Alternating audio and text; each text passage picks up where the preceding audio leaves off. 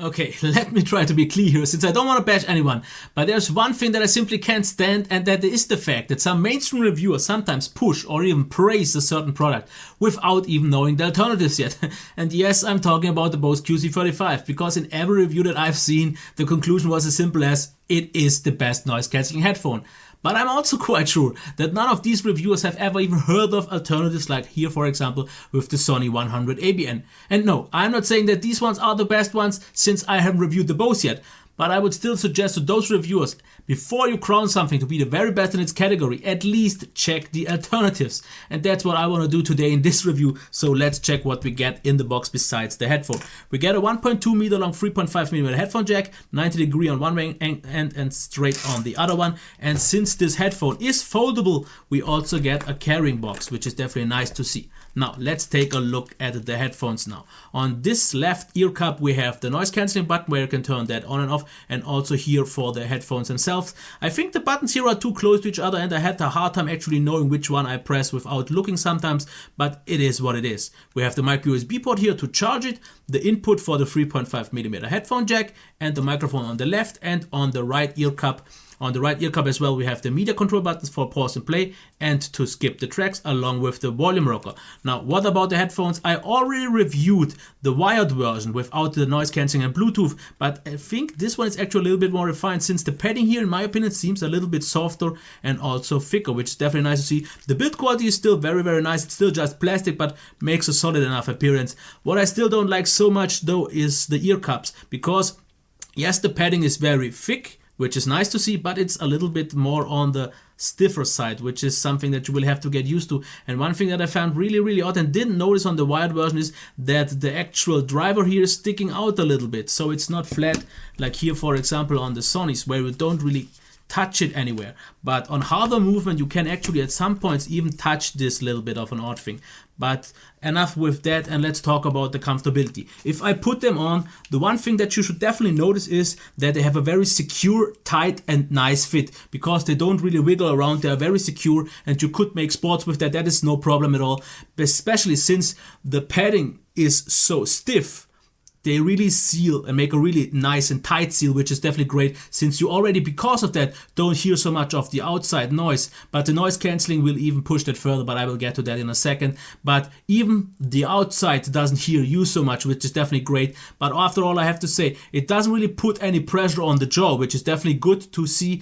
But therefore, the ear cup, since a little bit harder, will push a little bit after a longer while on your ears, and that could be fatiguing, because they are so close around the ears and not really over your ears but around your ears, which is something that you will have to get used to, because in some points it definitely touches my ears, and that is something that I personally just don't like so much. Now, what about that noise cancelling? I have to say, I've tried it in a few different scenarios with louder and quieter noises, and it definitely makes a very good noise cancelling. Not quite on a Bose level, but still really, really good. You hear, of course, white noise, and the louder the noise it has to kind of cancel out gets, the louder the noise, the white noise gets. But it's definitely really good, because you didn't really hear anything besides that white noise, which is definitely great. So really, really good in terms of noise cancelling, not quite the Bose level. But about the important part for me especially here is the audio quality.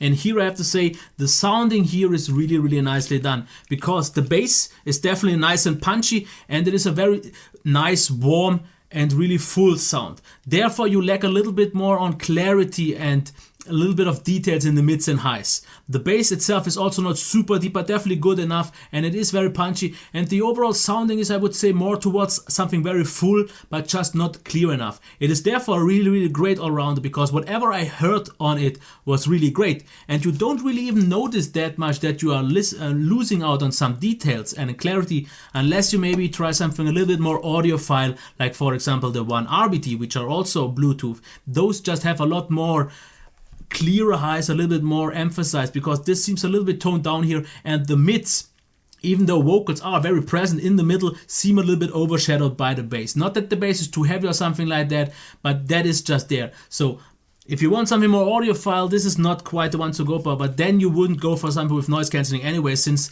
noise cancelling doesn't really provide the best listening experience. But I have to say, it is a really nice and fun to listen to experience, and especially well made for long sessions, because since the highs aren't really harsh or anything like that, you can listen for hours and hours without getting exhausted, and that is really great. And that's why I actually already want to go to the pros and cons. And if you take a look at the cons, you will see driver exposed. Okay, this is not too much of an issue if you don't move your head too much towards the sides. Front and back is absolutely fine. And if you check, for example, toned down highs, lags and details, and it's not for audiophiles, it doesn't really sound all that convincing. But don't get me wrong, this is already complaining on a very, very high level, because you still get enough details. You get a nice amount of mids, and the rest is really, really nice bells. And I like that, because the overall just fun to listen to music experience was absolutely there. And then you just have a lot of advantages, like for example the secure and stable fit, the punchy bass, the nice overall tuning, as I said. And this one already supports like high res, of course only if the device supports it. But overall I have to say, for the money it makes a great job. And I would say, comparing to the Bose QC35, which I can't since I haven't reviewed them yet, I have to say I personally think that I would prefer these because of the sounding, because I've already checked in stores the QC25 and I think the sound is just a little bit flat, a little bit weak, a little bit boring. These ones are definitely made already more in terms of music, where I think the Bose are putting every effort into the noise cancelling, so you have to live with that caveat. Of course, I won't judge it too early until I have reviewed it, but they are definitely a more than legit alternative for around the same price at around 300 euros here. They make a great job. Of course, you can also check the wired version if you don't need the noise cancelling and you don't need the Bluetooth. Then the wired version does a great job, which I found in some ways to be a little bit different in terms of comfort. Maybe that's just my head, but those after a while felt a little bit weirder. But still, I definitely like them. I can definitely recommend them. And yeah, definitely check those before you check the Bose, especially if audio is very important to you. And that's all I have to say. And I wish you a nice day. If you like this video, give it a thumbs up, subscribe to the channel, and leave any comments or questions down there below. And I wish you a nice day. Until next time, bye.